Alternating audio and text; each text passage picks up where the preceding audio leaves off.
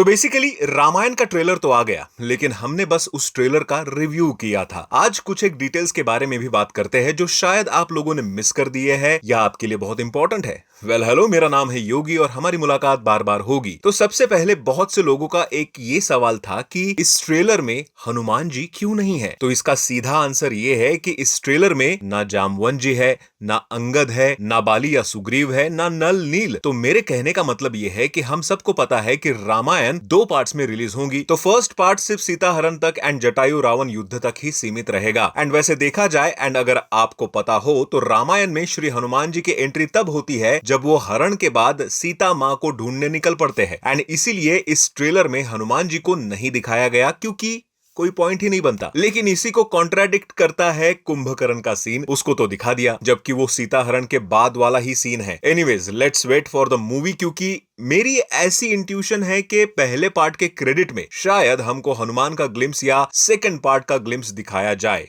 तो वेट करते हैं भाई लोग। लेकिन क्योंकि मैं क्रिएटर इवेंट का हिस्सा रहा हूं, नमित मल्होत्रा जी ने हमको ट्रेलर में जो दिखाया था उससे भी ज्यादा कुछ असेट्स दिखाए थे। तो ट्रेलर को ब्रेक डाउन करते हुए उसके बारे में भी बात करते हैं। तो स्टार्टिंग से स्टार्ट करते हुए एक एक फ्रेम देखते हैं, इवन जहां मुझे प्रॉब्लम लगी वो भी डिस्कस करेंगे। तो फर्स्ट सीन की बात करें तो रावण जिस अवस्था में अपने को दिख रहा है, दैट मरून कलर चादर ओढ़े, वो पक्का ब्रह्मदेव से वरदान प्राप्त करके अपने लंबी जटाओ एंड दाढ़ी मूछ वाले अवतार में सबसे पहले जाता है अपने सौतेले भाई कुबेर की नगरी पर हमला करने। अब यहां ध्यान रखने वाली बात यह है कि लंका का निर्माण कभी भी रावण ने नहीं किया था। लंका नगरी त्रिकुटा पर्वत पर देवों के आर्किटेक्ट कहे जाने वाले भगवान विश्वकर्मा ने बसाई थी, जिसके बाद वहां सबसे पहले सुमाली और माली नाम के राक्षस ही रहते थे। लेकिन भगवान विष्णु जी ने वहां हमला करके उनको भगा दिया। उसके बाद ऋषि विश्रवा ने अपने बेटे कुबेर को वहां अपना राज्य बसाने को कहा। अब अल्टीमेटली ऋषि विश्रवा कुबेर के तो फादर है ही, लेकिन रावण के फादर भी थे। एंड अब ट्रेलर में दिखाए गए सीन के हिसाब से वरदान मिलने के बाद रावण इतना शक्तिशाली बन चुका है कि इतना बड़ा दरवाजा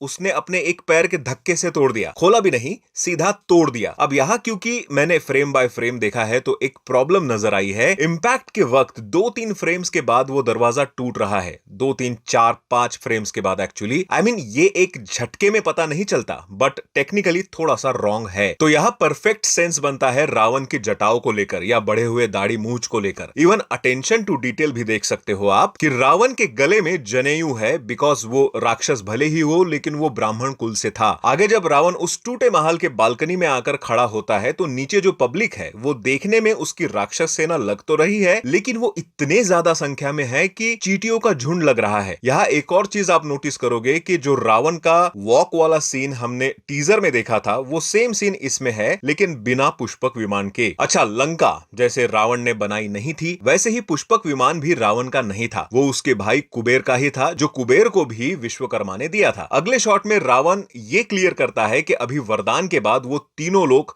यानी देवलोक, पृथ्वीलोक और पाताल लोक सब पर हमला करके उसका अधिपति बन चुका है। उसके ग्लिम्स भी हमको ट्रेलर में देखने को मिले हैं। नेक्स्ट सीन जो हमको दिखाया जाता है ऐरावत का, बहुत से लोग बोल रहे हैं कि जिनको जरा भी रामायण का नॉलेज नहीं है वो बोल रहे हैं कि भाई हाथी कैसे उड़ सकता है।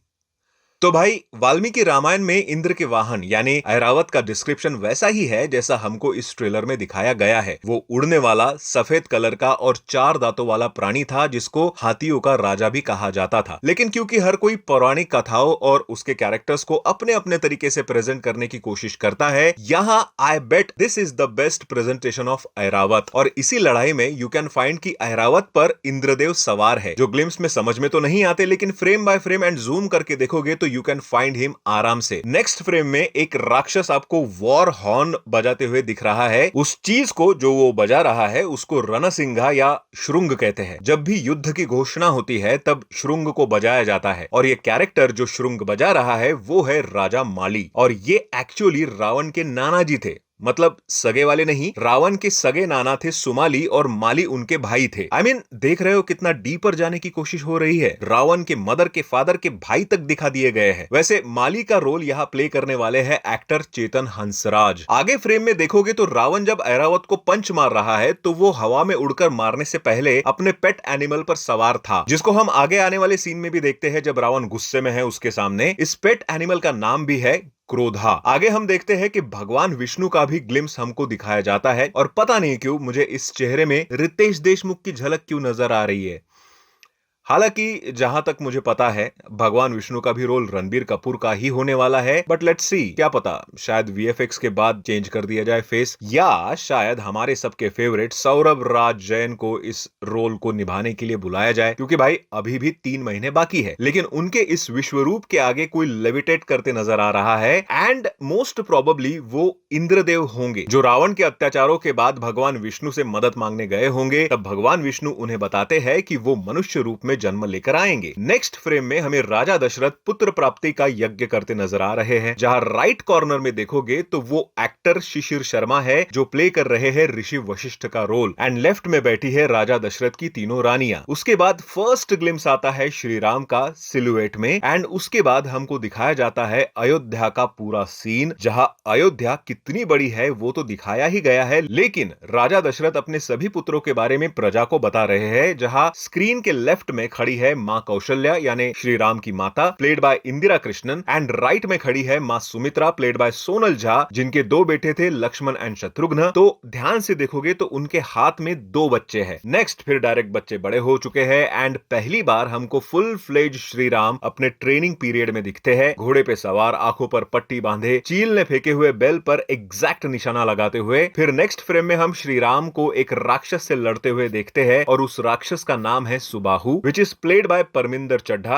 आई मीन परमिंदर सर की आवाज होगी इसमें। सुबाहु वो राक्षस है जो ऋषियों के यज्ञ में बाधा डालता था, तो ऋषि विश्वामित्र ने ट्रेनिंग के बाद श्री राम और लक्ष्मण को सुबाहु का वध करने भेजा था। तो ये वही सीन है जहां उसके आंख में बाण वगैरह लगते हुए दिखाया है। अब नेक्स्ट सीन पे आते हैं, जहां ऋषि विश्वामित्र श्री राम और लक्ष्मण को ट्रेनिंग एंड कुछ मंत्र वगैरह सिखा रहे हैं, एंड यहाँ ऋषि विश्वामित्र का रोल प्ले करने वाले हैं एक्टर अजिंक्य देव। यहाँ जिस तरह से श्री राम के अराउंड गोल्डन पेटल्स का कवच आप देख सकते हो, वो बल अतिबल मंत्र शक्ति और उसके दिव्य तेज का सिनेमैटिक रिप्रेजेंटेशन हो सकता है, जैसे मंत्र की एनर्जी श्री राम के अंदर एब्जॉर्ब होकर उनके अराउंड डिवाइन कवच बना रही हो। फिर आता है मिथिला का सीन, जहां श्री राम मां सीता के स्वयंवर में शिव धनुष तोड़ देते हैं, एंड यहाँ एक ओपन एनवायरमेंट दिखाया गया है विच लुक्स विजुअली ग्रैंड। और फिर कैकेयी का वचन जो राजा दशरथ को उन्हें देना ही पड़ता है। यहाँ कैकेयी का रोल प्ले करने वाली है लारा दत्ता, जो श्री राम को 14 वर्ष के वनवास का आदेश देती है। उसके बाद मां सीता को दिखाते हैं, played by Sai Pallavi, and she is looking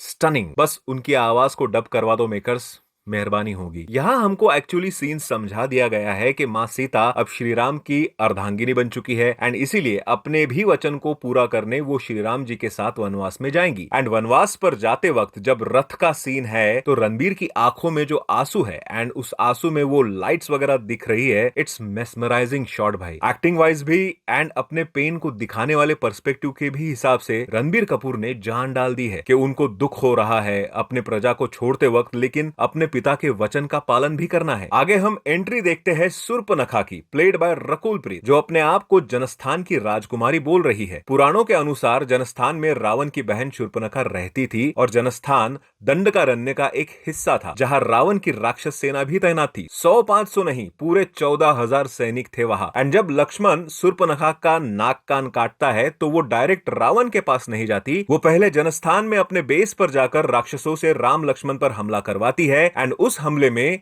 Ram और लक्ष्मण सभी राक्षसों को खत्म कर देते हैं। And I think 3 minute 3 second के आसपास जो शॉट दिखाया है, प्रभु राम खड़े हैं और जूम करके देखोगे तो हजारों राक्षस सैनिक सामने है, तो शायद ये वही सीन होगा। उसके बाद थोड़ा स्टार्टिंग के शॉट्स के कुछ एक्सटेंडेड पोर्शन हमको देखने को मिलते हैं, एंड रावण सीता का हरण कर लेता है। आप देखोगे कि पुष्पक विमान में रावण के पीछे नीचे के तरफ सीता मां बैठी हुई है। इसके बीच में रावण का एक सीन है, जहां युद्ध के वक्त वो किसी दिव्यास्त्र को जोड़ रहा है, एंड अगर ध्यान से देखोगे तो वो दिख तो धनुष जैसा रहा है, लेकिन वो है नहीं, वो 2 तलवारें हैं। एंड पुराणों की मान्यता के अनुसार देखे तो रावण को भगवान शिव ने चंद्रहासा खड़ग दिया था, और अगर ये इंद्रलोक की लड़ाई है, जो कि मैं श्योर हूं कि है, तो रावण के पास उस वक्त चंद्रहासा होना क्रोनोलॉजिकली पॉसिबल है। फिल्म शायद उसी चंद्रहासा को ट्रांसफॉर्मिंग डबल ब्लेड के सिनेमैटिक डिजाइन में दिखा रही है, लेकिन ओरिजिनल वाल्मीकि रामायण में इंद्र के अगेंस्ट चंद्रहासा चलाने का एविडेंस नहीं है। लेकिन now we get the first visual visual of lord Parshuram. And मैंने एक्चुअली उनका फेस देखा था जब मैं क्रिएटर इवेंट में गया था। यहाँ उनका झुका हुआ फेस दिखाया जा रहा है एंड परशुराम जी का भी रोल रणबीर ही करने वाले हैं। यहाँ वो श्री राम को अपना एक दिव्यास्त्र वैष्णो धनुष गिफ्ट करते हैं, जिसको स्क्रिप्चर्स में